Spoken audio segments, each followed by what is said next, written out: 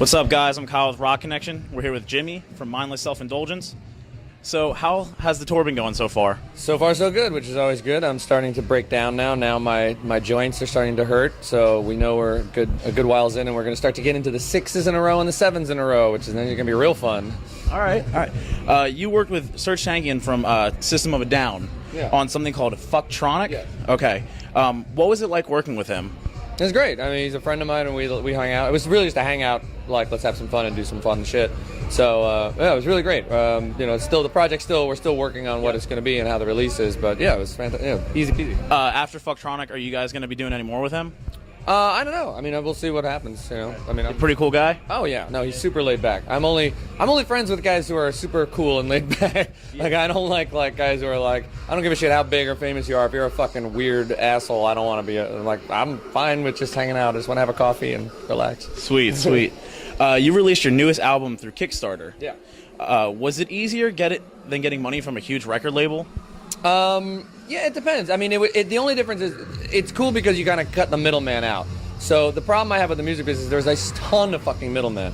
There's everybody, there's managers who take commissions, and there's, record labels that take pieces and everything. And so this is you're just going right to the fan, and you're basically opening up it's almost like a pop-up shop, And so it's like, if you want the record, okay, there it is. And it's really, you're not really trying to push it outside of of your fan base. It's not like if you're a record label, you're going to want to try to take that record and get it as big as possibly can, so you can get you're just really shooting the fish in the barrel. You're like, if you want a Mindless record, you got to come to me, and this is the place to get it. So it works out kind of nice like that.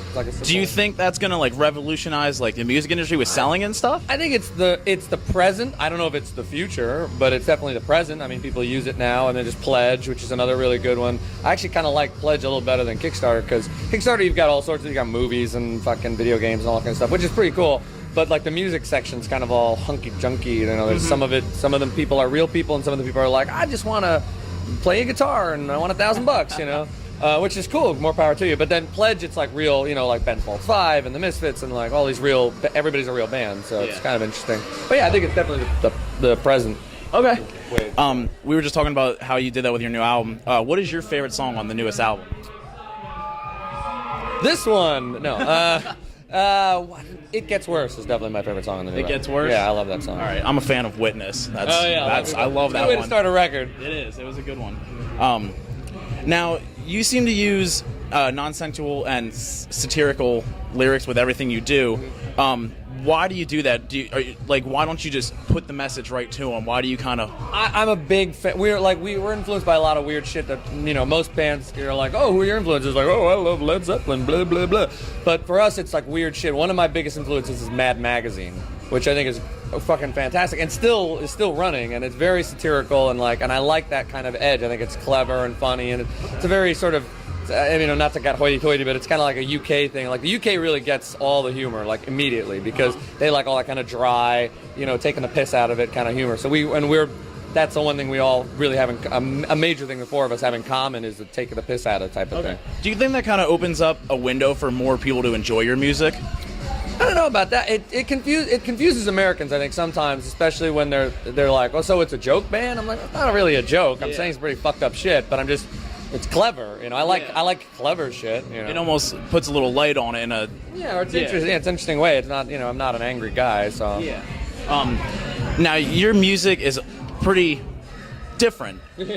How do you keep your fans so into it, and you have all these fans? How do you guys keep coming back with more and more of the same weird stuff, but keep getting more people? We just kind of came up with an idea of how we wanted to do a band from the future.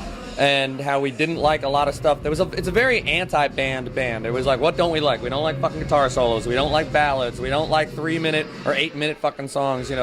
Songs about love, songs about and so on and so forth. So it was do the anti of what's going on and make this kind of this weird band from the future, and that kind of stuck. And also doing everything all at once. It's yes, we like rap, we like new wave music, we like industrial, like heavy metal, but we don't like it as a single thing, so let's put it all together all at once. Okay. And that'll be the thing. And that became the sort of unique sound, and then it became kind of what it is. And there's a lot of bands like that, though. There's bands where it's if you want Mindless Self-Indulgence, you can only get Mindless Self-Indulgence from Mindless Self-Indulgence. It's not it's not like pop punk where it's I could go to Blink-182 or these other 100,000 bands and get pop punk.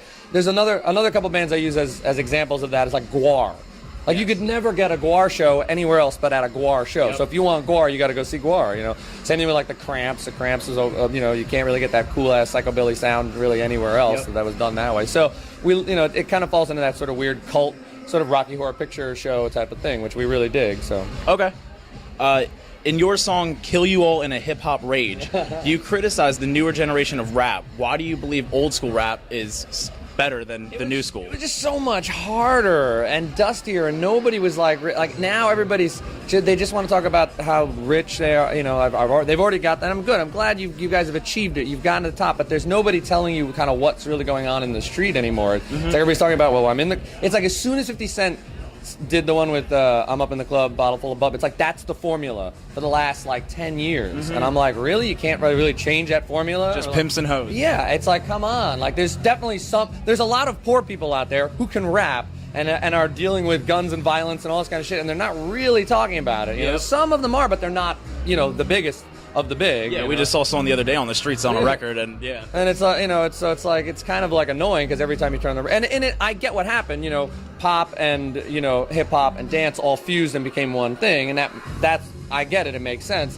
And everybody started making a lot of money, and you know, and auto-tune helped with that, and a lot of other things helped with that, and that's fine. I have no problem with that. But there should be a balance. Yeah. Like right now, it seems like there's a lot. Like there's no kind of Wu-Tang Clan style act out there right now, like a real.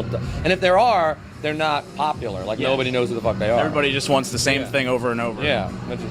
Keep it on rap. Can you name your favorite 3 rappers? Rakim is the best rapper that ever was. He's the most fantastic. I love him. For total craziness, I definitely love Old Dirty Bastard. And for complete not only having a great style of voice, but a complete control freak was Q-Tip from Tribe Called Quest. Quest was really good, but what I found out, which I didn't know until I watched, there's that great documentary that Michael Rappaport did about them. Is that he was a complete control freak. Like when they would do the records, they would have to literally wrestle the record away from him because he'd be like, no, I can make it better, I can make it better. And if you listen to it, it's a fucking sound that like just the sound quality. Like the mix is like insane. It's like I was looking the other day, I was like, this sounds like so good. Like everything's like just off to the right and the left perfectly. Really good shit. All right, I actually have one for you that's not written down. You used to have the Liberty Spikes. Yeah. Pink, why the change? Why the change of the pink or why the change of the Liberty Spike? Overall. Oh, just because it's such a fucking pain in the ass to do Liberty Spike. I got lazy one day and I was just like, fuck, I'm just doing Mohawk. And then I was like, oh my God, why didn't I do this before? I can go to sleep right before the show and then wake up and I'm ready to go. I don't have to like refix the Liberty Spike. It took me like fucking an hour or 2 to get ready before, and now I'm like, oh, this is so much easier. Convenience. All right, I got a fun one for you. If you were stuck on an island and could only have 3 things, what would they be? Ooh, that's good. I like that because mostly people always go like, "What records would you take?" It's like I wouldn't take any fucking records. Well, why the hell? You're stuck on an island. I'm stuck on an island. I would definitely have. I would take an Xbox. That Xbox 360 or Xbox One? 360. Oh. I'd take a 360 and I would definitely have it, hooked up so I could play other people so that I wouldn't be alone. I would definitely have a short order cook so that somebody could make me scrambled eggs and bacon in the morning and all that kind of stuff. And a really, really comfy bed. Okay. Because sleeping on sand, it's nice for like a day. Yeah, I guess so. All right, one more fun one. Favorite actor and movie? Ooh, that's really good. Oh man, there's so many. Shit, there's too many for movies. What's a movie you love watching? I love watching. I watch every year. I take DVDs with me all the time on the road. Yeah. That's all I fucking do. When I'm done with the show, I go back to the bunk and I just put a DVD in and whatever, and I'll just get all sorts of as weird as I can get, like anything from Forbidden Zone, by Danny Elfman and Richard Elfman and everything like that. But there's some that I have that are in a wallet where it's like I always bring them out with me so that if I'm in the mood, which is anything by Ralph Bakshi, the Heavy Metal the animated movie, Rocky Horror Picture Show, Forbidden Zone, and Lawrence of Arabia.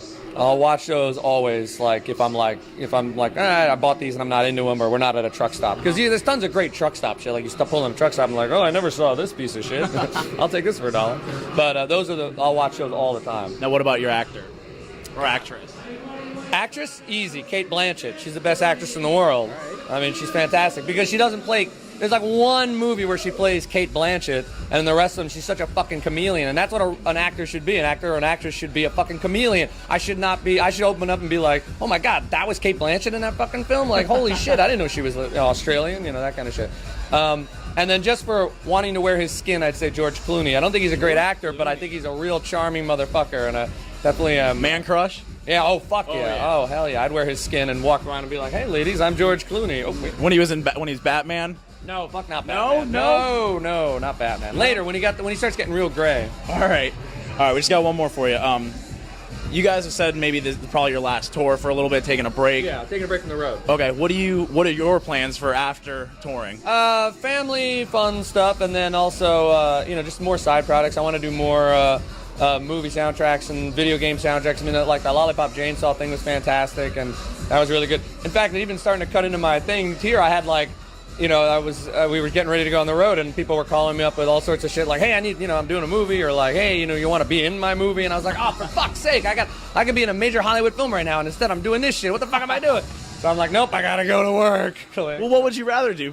Perform a show or doing a movie? Perform a show is easy because I just have to be me. Doing movie stuff is cool because it's like most people who are in like kind of straight bands, when they do like a side project, it's like crazy. You know what I mean? Like, but like since I'm in a band that has absolutely no rules, I like my side project stuff to be like have some sort of rules. That's why I like soundtracks and video game soundtracks, because there's a parameter. It's like, okay, we want you to follow these rules. It's like it takes place in space. It's like they don't want it to necessarily sound like Mindless Self-Indulgence, and I'm not supposed to write a song. I have to write, it's instrumental or whatever. So I like having some rules that are, make me money. So just chilling out and doing your own thing. Yeah, definitely doing more of that stuff, like hiatus stuff. All right, sounds good. Well, that's all the questions we have. Thanks for joining us, Jimmy.